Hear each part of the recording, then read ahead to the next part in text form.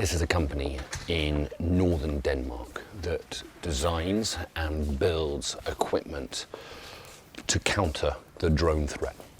And a lot of what they do now has been refined and developed from the front lines in Ukraine against the threat of Russian drones. On the mitigation side, we can do jamming, which would be the first soft kill, as we call it. So basically try to break the connection between the pilot and the drone, which makes it uncontrollable, basically. So we can push away the drone with jamming on, typically for standard drones. That would be the way it works. So it doesn't just drop out of the sky. You No. send it back to the controller. Yeah, typically. That would be the standard procedure. But again, there's no 100% guarantee that will work. So that's also why you need to have harder countermeasures. It could be net catching on short range, 25, maybe 50 meters. It could be shooting down the drone also at shorter ranges. This stuff's being packed up to be shipped to the United States, which apparently is a massive growing market for the company.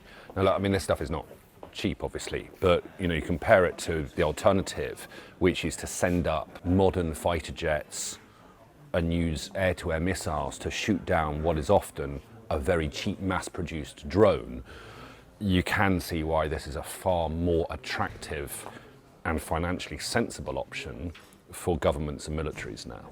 Because of what's been going on in Denmark over the last week or so, including at the airport here in Aalborg, there is suddenly a surge of interest, not just from the Danish authorities, but across Europe and the United States now, militaries, governments, and private companies wanting to get this equipment to protect themselves, whether it's an airport, whether it's a government building, national infrastructure, a sporting event potentially, against drone incursions, either state actors like Russia, drug cartels, for example. You can use it along borders, you can use it around prisons to stop illegal contraband being brought into prisons. There's multiple uses for it, and there's very few companies like this that actually make the kit to defend these buildings, these zones, these areas.